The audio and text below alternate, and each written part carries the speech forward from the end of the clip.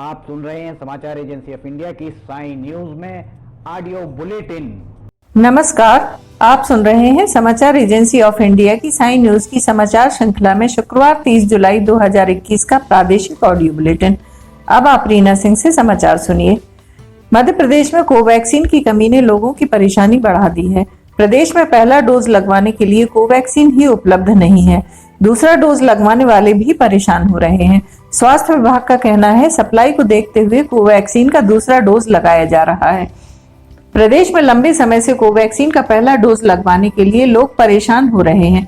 राजधानी में कोवैक्सीन का पिछले 1 महीने से पहला डोज नहीं लग रहा। वहीं इंदौर में तो दूसरा डोज लगवाने के लिए भी लोगों को परेशान होना पड़ रहा है। यही स्थिति अधिकतर जगह बनी हुई है। इसे लेकर अधिकारियों का कहना है कि जुलाई में कोवैक्सीन की आपूर्ति मांग के अनुसार होना था। दरअसल गुजरात के अंकलेश्वर और साउथ में कोवैक्सीन का प्रोडक्शन शुरू होना था।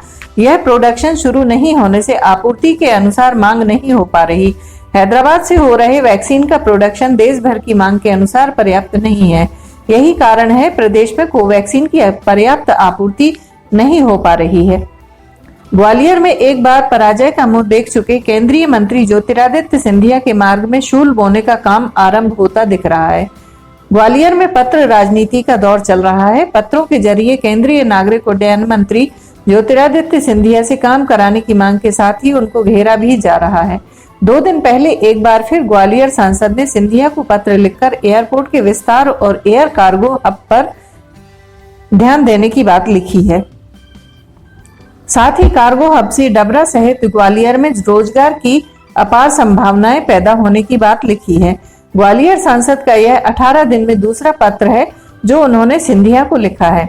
सिंधिया को केंद्रीय मंत्री बनने के बाद भी पहला पत्र भी ग्वालियर सांसद की ओर से ही लिखा गया था। सिवनी जिले के ग्राम पंचायतों के कामकाज ठप है। जनपद पंचायत कार्यालयों में कोई हलचल दिखाई नहीं दे रही है। संयुक्त अधिकारी कर्मचारी मोर्चा के तत्वावधान में अपनी विभिन्न मांगों को लेकर पंचायत कर्मचारी हड़ताल पर चले गए हैं। कलम बंद हड़ताल से ग्राम पंचायतों के हितग्राही अपने अपने कार्यों के लिए परेशान हैं, लेकिन हड़ताल की वजह से उनकी कोई सुनने वाला नहीं है। केवलारी व घनसौर जनपद पंचायत कार्यालय के प्रदर्शनकारियों ने अर्धनग्न होकर प्रदर्शन किया। संयुक्त मोर्चा के हड़ताल पर चले जाने से मध्य प्रदेश सरकार की विभिन्न योजनाएं जो पंचायत के माध्यम से संचालित होती हैं तथा ग्राम पंचायत अंतर्गत होने वाले विभिन्न निर्माण कार्य तथा मजदूरों का भुगतान पूर्णतः प्रभावित हो रहा है। लोगों के पंचायत के माध्यम से होने वाले काम बंद है। लोग परेशान हो रहे हैं। संयुक्त मोर्चा ब्लॉक संयोजक चंद्रभान सिंह चंदेल ने बताया कि सरकार यदि संयुक्त मोर्चा की मांगों को नहीं मानती है तो आर पार की लड़ाई होगी। लगातार हो रही बारिश में मध्य प्रदेश के एकमात्र हिल स्टेशन पचमढ़ी की खूबसूरती कई गुना बढ़ गई है। पचमढ़ी को पर्वतों की रानी भी कहा जाता है। नर्मदा और तवा नदी का जलस्तर बढ़ने से यहाँ के प्राकृतिक झरनों में पानी की धाराएं बह निकली हैं। रिमझिम बारिश से दिन भर कोहरा छाया रहता है। इसके साथ छाई हरियाली पर्यटकों का मन मोह लेती है। 1067 मीटर की ऊंचाई पर स्थित पचमढ़ी शहर प्राकृतिक सुंदरता के कारण सतपुड़ा की रानी कहलाता है। कोरोना संक्रमण के दौरान पिछले 1 साल से यहाँ का पर्यटन उद्योग बुरी तरह प्रभावित हुआ था। लॉकडाउन हटने और मानसून की शुरुआत के साथ यहाँ पर्यटकों का जमघट लग रहा है। सागर शहर के शुक्रवारी क्षेत्र के पूर्व पार्षद नईम खान के बेटे इमरान खान उर्फ बादशाह की गुरुवार सुबह सरेराह गोली मारकर हत्या कर दी गई है। हत्या के बाद से इलाके में तनाव के हालात हैं। क्षेत्र में भारी पुलिस बल तैनात किया गया है। मृतक का परिवार क्षेत्र में खासा रसूख रखता है। पुलिस आरोपियों की तलाश में जुटी है। वहीं गोलीकांड में कितने लोगों की संलिप्तता है यह भी स्पष्ट नहीं है। एडिशनल एसपी विक्रम सिंह ने घटना की वजह से के पीछे समुदाय विशेष की आपसी रंजिश की आशंका जताई है। सरेराह हुए इस गोलीकांड से क्षेत्र में दहशत का माहौल है। मृतक को पेट और पैर के बीच में गोली मारी गई है, जिसके बाद जिला अस्पताल में उसे मृत घोषित कर दिया। मामले को राजनीतिक रसूख और कारोबारी विवाद से जोड़कर देखा जा रहा है। पुलिस मामले की हर पहलू से जांच कर रही है। राज्यपाल मंगू भाई पटेल ने सभी विश्वविद्यालयों में कोविड सेल बनाने के निर्देश दिए हैं। उन्होंने समस्त कुलपतियों को विश्वविद्यालय परिसर में स्थित आवास में रहने के निर्देश भी दिए हैं। उन्होंने कहा है कि राष्ट्रीय शिक्षा नीति 2020 को लागू करने संबंधी कार्यों को समय सीमा में पूर्ण किया जाए। प्रभावी क्रियान्वयन के लिए निरंतर मॉनिटरिंग की व्यवस्था भी की जाए। राज्यपाल ने आज राजभवन में BR अम्बेडकर सामाजिक विज्ञान विश्वविद्यालय महू, मध्य प्रदेश भोज मुक्त विश्वविद्यालय भोपाल, पंडित SN शुक्ल विश्वविद्यालय शहडोल और अटल बिहारी वाजपेयी हिंदी विश्वविद्यालय भोपाल के कुलपतियों के साथ विश्वविद्यालय की गतिविधियों के संबंध में जानकारी प्राप्त करने के दौरान निर्देश दिए।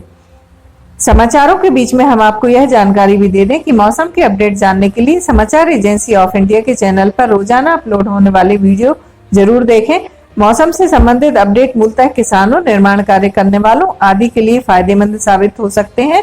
समाचार एजेंसी ऑफ इंडिया के द्वारा अब तक मौसम के जो पूर्वानुमान जारी किए गए हैं वे 95 से 99% तक सही साबित हुए हैं। प्रदेश में मंत्री, सांसदों और विधायकों के नाम पर तबादलों को लेकर किए जा रहे फर्जीवाड़े के खुलासे के क्राइम ब्रांच ने इस मामले में 3 टीमों को जांच में लगाया है। पुलिस ने पूरे मामले में गंभीरता से जांच शुरू कर दी है। 3 टीमों से 2 टीमें देवास और राजगढ़ के लिए रवाना कर दी गई हैं, जहां के सांसदों क्रमशः महेंद्र सिंह सोलंकी और रोडमल नागर के नाम से ट्रांसफर के लिए फर्जी अनुशंसाएं भेजी गईं। इस मामले को पुलिस के आला अधिकारियों ने चुनौती की तरह लिया है। मुख्यमंत्री कार्यालय के उच्च पदस्थ सूत्रों ने समाचार एजेंसी ऑफ इंडिया को बताया कि मुख्यमंत्री कार्यालय से गुरुवार को शिकायत मिली। इसमें भोपाल सांसद साध्वी प्रज्ञा ठाकुर, देवास सांसद महेंद्र सिंह सोलंकी और राजगढ़ सांसद रोडमल नागर के अलावा सिलवानी जिला रायसेन के विधायक रामपाल सिंह के लेटर हेड पर कुछ लोगों के नाम देकर तबादले की अनुशंसा की गई थी। जब इन सांसदों व विधायक से संपर्क कर उनसे इन तबादलों के बारे में बात की गई तो उनकी ओर से ऐसी कोई अनुशंसा किए जाने से साफ इनकार कर दिया गया। इसके बाद मामले को लेकर शिकायती आवेदन क्राइम ब्रांच को मिला। इस मामले में ASP गोपाल धाकड़ का कहना है कि आरोपितों की तलाश की 3 टीमें बनाई गई हैं जो जांच में जुटी हैं। सोन चिरैया की वापसी नए हैबिटेट में कराने की तैयारी है। वन विभाग 1000 हेक्टेयर में सोन चिरैया का प्राकृतिक वास तैयार करेगा। 2011 में आखिरी बार दिखने वाली सोन चिरैया अब दोबारा दिखने की उम्मीद है। यह पूरा हैबिटेट फेंसिंग से कवर होगा और क्रोनो नेशनल पार्क से नए हैबिटेट के लिए घास भी लगाई जाएगी। इस नए हैबिटेट को तिघरा, सुजवाया, पवा से आगे के क्षेत्र में तैयार किया जाएगा। इस क्षेत्र को पैच बतौर तैयार किया जाएगा जिसमें मार्किंग भी की जाएगी। वन विभाग का दावा है कि इसका हैबिटेट इस तरह तैयार किया जाएगा कि सोन चिरैया अपने वास के लिए यहां मौजूदगी दर्ज कराएगी।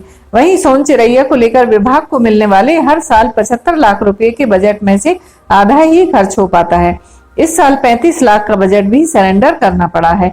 ज्ञात रहे कि सोन चिरैया अभ्यारण्य घाटी गांव को 1981 में अधिसूचित किया गया था। इसका क्षेत्रफल 512 वर्ग किलोमीटर था, लेकिन अब डी नोटिफिकेशन की प्रक्रिया के बाद यह घट गया है। यह एरिया सिर्फ ग्वालियर जिले का है। 2008 में घायल अवस्था में सोन चिरैया को देखा गया था, जिसके बाद 2011 में सोन चिरैया को देखा गया।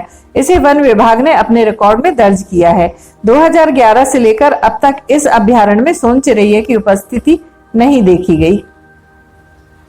आप सुन रहे थे रीना सिंह से समाचार एजेंसी ऑफ इंडिया की साई न्यूज की समाचार श्रृंखला में शुक्रवार 30 जुलाई 2021 का प्रादेशिक ऑडियो बुलेटिन। रविवार 1 अगस्त 2021 को एक बार फिर हम ऑडियो बुलेटिन लेकर हाजिर होंगे। अगर आपको यह ऑडियो बुलेटिन पसंद आ रहे हो तो आप इन्हें लाइक, शेयर और सब्सक्राइब जरूर करें। सब्सक्राइब कैसे करना है यह हर वीडियो के आखिर में हम आपको बताते ही हैं। फिलहाल इजाजत लेते हैं। नमस्कार। आइए अब हम आपको बताते हैं कि किस तरह आपको समाचार एजेंसी ऑफ इंडिया के यूट्यूब को सब्सक्राइब करना है। सबसे पहले आप ब्राउज़र खोलिए, ब्राउज़र में यूट्यूब टाइप कीजिए, या तो आपके पास अगर यूट्यूब का ऐप है तो यूट्यूब खोल लीजिए। यूट्यूब खोलने के बाद आप उसके सर्च बटन पर जाइए। सर्च बटन जो आपको ऊपर यहाँ पर दिख रहा होगा, इसमें आप ऊपर सर्च में जाइए, वहाँ LIMTY स्पेस दीजिए, KHARE ये टाइप कीजिए, लिमटी खरे ये आपको लिमटी खरे खुला हुआ मिल जाएगा। लिमटी खरे अगर आप जैसे ही आपको ये मिलता है, आप ये राइट हैंड साइड में देखिए सब्सक्राइब, लाल रंग का सब्सक्राइब बटन दिख रहा होगा। इस सब्सक्राइब बटन को अगर आप क्लिक करेंगे तो ये आपको सबसे पहले कहेगा कि आप जो भी आपका अकाउंट है उसमें आप अकाउंट से लॉगिन करिए। अगर आप पहले से लॉगिन हैं तो आपको ये सब करने की शायद ही ज़रूरत पड़े। ये देखिए आप लाइव लॉगिन हो जाएंगे, यहाँ किनारे में आपको यहाँ पे इसका यूट्यूब का बटन दिख जाएगा। अब ये सब्सक्राइब जो यहाँ पर लिखा हुआ है लाल रंग से, इसको आप जैसे ही क्लिक करेंगे तो सब्सक्राइब आ जाएगा। फिर इसके बाजू में जो ये एक घंटी बनी हुई, घंटी में ऊपर ऑल को क्लिक कर दीजिए। इस तरह से आप यूट्यूब चैनल को सब्सक्राइब कर लेते हैं। और उसके बाद अगर आप इस पर क्लिक करेंगे तो यहाँ क्लिक करने के बाद आप देखिए यहाँ वीडियोज़, प्लेलिस्ट सब कुछ आपके सामने मौजूद मिल जाएगी। इस तरह आप सब्सक्राइब कर सकते हैं।